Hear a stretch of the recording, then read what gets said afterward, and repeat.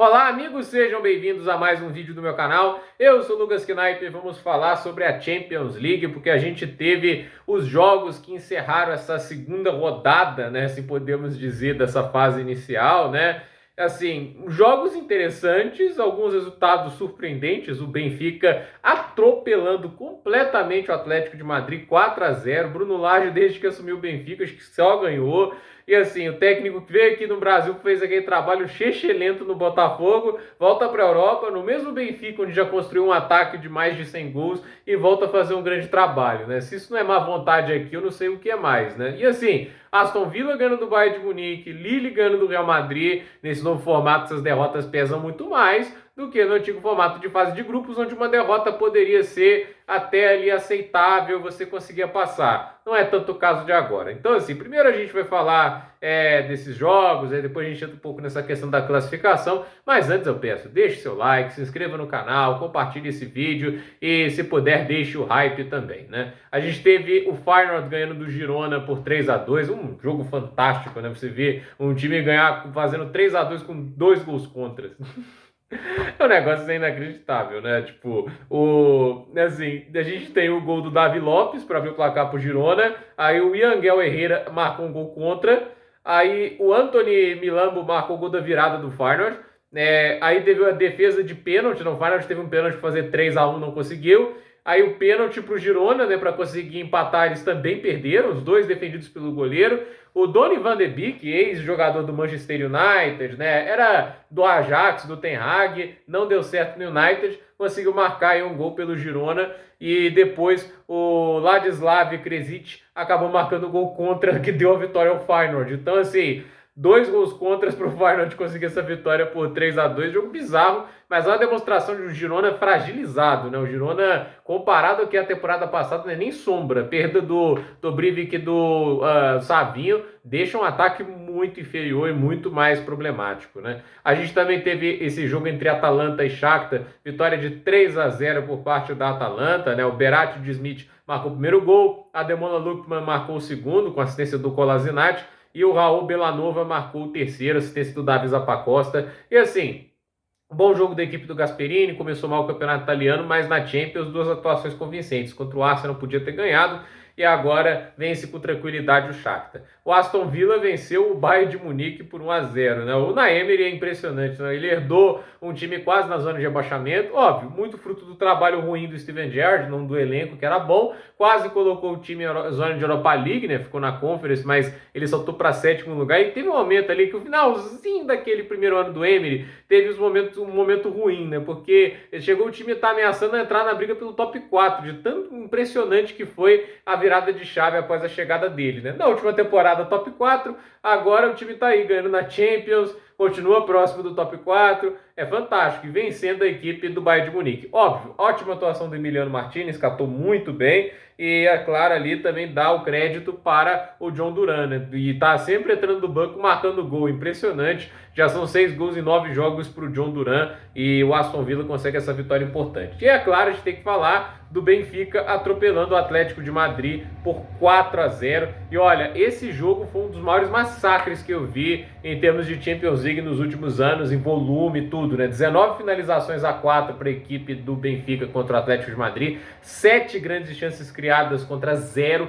4.21, gente, 4.21 expected goals contra 0.2, entende? É uma disparidade absurda. Tipo, o Atlético de Madrid foi completamente destruído pelo Benfica. Eu nunca vi, assim, sério, não me lembro do Atlético de Madrid ter sido tão, assim, atropelado dentro de campo, em volume, em tudo, entende? Foi um negócio que assustou e, assim, a gente teve as atuações por parte do Benfica, né? O Álvaro Carreiras e o Alexander Ba, né, jogando muito, os laterais que deram um apoio fantástico para o ataque. Aí o Koksu marcou um dos gols, Di Maria marcou outro, o Arthur, né, que veio do Galatasaray, jogou muito também, marcou um dos gols. E a gente também, o Alexander Ba, que é um dos laterais, marcou outro gol. Então, assim, 4 jogadores diferentes marcando gols, sendo que o Di Maria e o Koksu marcaram de pênalti. E assim, muito volume, poderia ter sido até mais essa vitória. E do lado do Atlético de Madrid, algumas atuações lamentáveis, né? O Reinaldo jogou muito mal, Llorente, José Maria Giménez muito mal, mas destaque principalmente, todos que vieram do banco foram horríveis, né? Mas o Gallagher, vou te falar, né? Assim, eu entendo que a ideia do Simeone de tirar o Coque pelo Gallagher para dar mais pressão no meio-campo, visto o quanto que eles estavam perdendo as batalhas, mas o Gallagher foi péssimo, misericórdia, né? Foi uma atuação muito ruim. Assim, não que alguém ali tenha se destacado, né, no vindo do banco, né? Mas o Gallagher, eu acho que assim, se destacou de maneira muito negativa, né? Jogou muito mal. Eu já falei aqui várias vezes, né? Ele é um cara combativo, ele é um cara que tem muita capacidade de marcação, de pressão, mas não acho um cara extremamente disciplinado, toma muitos cartões amarelos, faz algumas faltas pouco inteligentes. Ele não é um cara de muita inteligência dentro de campo e assim, não é um cara de bom passe, né? O Gallagher pode até ter algumas assistências, se for olhar, mas assim, até muito um padrão, né? Na hora que o time tem que criar as jogadas, né? E ele tem que fazer um passe progressivo, ele é muito problemático nisso. Inclusive, ele teve a menor média de passes progressivos da Premier League na última temporada com o Chelsea. Olha que o Pochettino fazia ele ser um meio atacante. Então, assim, dos meio-campistas, ele tinha que ter a responsabilidade de ter o melhor passe progressivo. Mas como o técnico é ruim, mas gostava muito desse estilo de jogo, ele tinha essa responsabilidade, ao meu ver, em vários momentos se engessou o ataque do Chelsea. Então, é uma atuação ruim, horrível do Atlético de Madrid, e até fica ali colocando mais em xeque o Simeone, porque o Atlético de Madrid nos últimos anos é o time do quase, né? Quase lutou pelo título, quase foi bem nesse torneio, assim, tá sendo bom o suficiente para conseguir ir à Champions todo ano? Tá conseguindo ser bom o suficiente para ir para o último mata-mata? Foi, mas nem todos os anos, né? Vai lembrar isso. Então, assim, eu acho que o trabalho do Simeone, ele é bom, etc. A gente tem que elogiar a história dele, mas eu acho que o Atlético de Madrid já podia ter tentado algo novo, né? Já tem um tempinho que o Simeone não traz, tipo uma La Liga, uma coisa assim, já tem um tempo bem significativo, né? Tomar um 4-0, tendo jogadores como o Oblak, entende?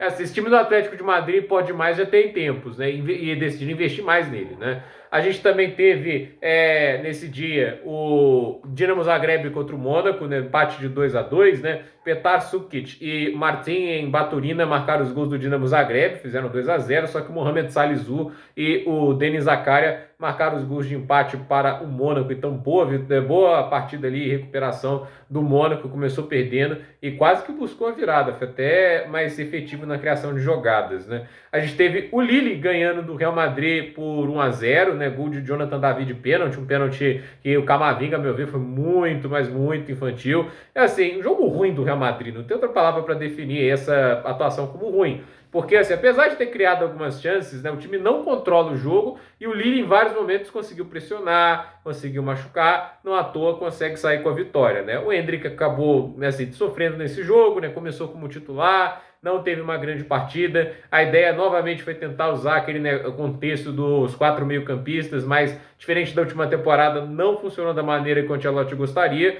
e o time assim não conseguiu engrenar do jeito que muita gente esperava, né? Então, realmente assim, foi um pouco surpreendente. O Rodrigo estava no banco e não foi utilizado. Não entendi por quê, deveria ter alguma limitação física, não entendi a não utilização do Rodrigo, ele fez falta nesse jogo, ele tem uma criatividade ofensiva que é muito importante em vários momentos. E assim, tentou fazer algumas mudanças, né? O Ancelotti colocou Arda Güler, Kylian Mbappé, Luka Modric, o Mbappé voltando muito antes do imaginado, né? Era pensado que ele ia demorar mais para voltar, mas não adiantou. Vitória do Lille por 1-0, resultado ruim do Real Madrid. No início de temporada, assim, eu não vou falar que é ruim, mas também não é muito grandioso por parte do Real Madrid, né? Essa derrota para o Lille é um sinal de um time que, a meu ver, está jogando menos do que na temporada passada. Ok, que é o início da temporada, se é para ter problemas, que seja agora, onde há muito tempo para corrigir e ainda não estamos nos estágios decisivos, mas não deixa de ser problema, né? Aí a gente teve também o Liverpool ganhando do Bolonha por 2-0.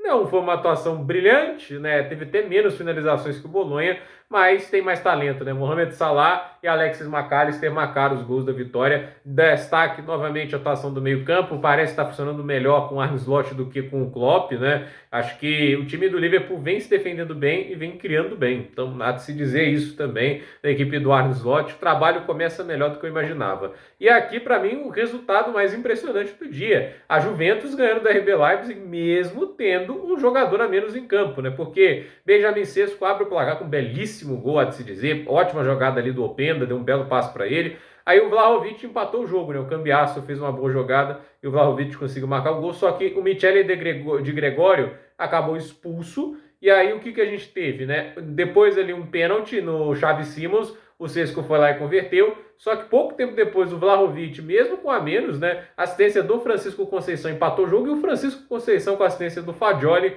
marcou o gol da virada. Então assim, impressionante a Juventus do Thiago Motta, né? É um time que ainda, a meu ver, está procurando ali alguns ajustes, né? Ainda tem muita coisa para consertar, mas já tem uma cara bem diferente, muito mais perigoso do que a equipe que a gente vê nas mãos do Massimiliano Allegri. Então, baita vitória. E dá um destaque aí ao Dusan Vlahovic, bela atuação dele, 2 gols marcados. Francisco Conceição entrou bem demais na partida. Uma pena para o Bremer, machucou logo de cara. Militão também machucou. Então, assim, 2 zagueiros titulares da seleção machucando desse jeito, uma pena, né? O Bremer parece até pior porque ele saiu logo no início. Então, assim, boa atuação por parte do Kalulu, né? Ele fez uma boa atuação na zaga também. Então, gostei da atuação da Juventus, muito valente. Do lado da RB Leipzig, destaque aí ao Penda, Sesco e, é claro, o Xavi Simons. Então, esses são os destaques por lá. E o Clube Bruges ganhou do Sturm Graz, né? Gol no primeiro tempo, né? Gol marcado pelo Christos Tosilis, acho que é isso, né? Christos Tisolis, né? E um jogo assim que de poucas oportunidades, os dois times somados fizeram um pouquinho mais de um expected goal, então não foi muita coisa produzida no jogo, mas vitória para o Clube Bruges, né? E assim, a classificação da Champions depois desse jogo é o Dortmund em primeiro, assim, com 6 pontos, definindo assim, e são 7 primeiros colocados: Dortmund, Brest, Benfica, Leverkusen, Liverpool, Aston Villa e Juventus. Com 4 pontos, uma vitória e um empate, a gente tem Manchester City, Inter de Milão, Sparta Praha, Atalanta, Sporting, Arsenal e Mônaco. Com 3 pontos, Bayern de Munique, Barcelona, Real Madrid, Lille, PSG, Celtic, Bruges, Feyenoord, Atlético de Madrid. Com 1 ponto, em 24º está o PSV, ele teoricamente seria o último time classificando para a próxima fase, né? Com os 8 primeiros passando direto para as oitavas de final, e do 9º até o 24º fazendo uma espécie de pré-oitavas de final. Mas com 1 ponto temos PSV, Stuttgart, Bolonha e Shakhtar Donetsk e Dinamo de Kiev. Zerados até agora: Leipzig, o Girona, Sturm Graz, Milan, Estrela Vermelha, RB Salzburg, Slovan e o Young Boys, né? Assim, maiores artilheiros da Champions League até agora: 4 para Harry Kane, 3 para Karim Adeyemi e 2 para Jamie Gittens. Assistências: 2 para Musiala, 2 para o Wanderson e 2 para o Mkhitaryan, né? E melhores times até agora: 10 gols no ataque para o Borussia Dortmund, 9 para o Bayern de Munique, 6 para o Barcelona. Gols sofridos, melhores defesas: City, Arsenal e Inter de Milão ainda não sofreram gols. Próximas partidas: Milan e Clube Bruges, Mônaco e Estrela Vermelha, a reedição da final desse ano, na verdade, né? Real Madrid e Dortmund, Arsenal e Shakhtar Donetsk, PSG e PSV, Juventus e Stuttgart, Aston Villa e Bolonha, Sturm Graz e Sporting, Girona e Slovan, Brest e Leverkusen, Atalanta e Celtic, Barcelona e Bayern de Munique, Manchester City e Sparta Praha, Liverpool e Leipzig, Young Boys e Inter de Milão, Atlético de Madrid e Lille, Benfica e Feyenoord, RB Salzburg e Dinamo Zagreb. Então, gente, por esse vídeo é isso. Dúvida nos comentários, deixe seu like, se inscreva no canal, compartilhe esse vídeo e até o próximo vídeo.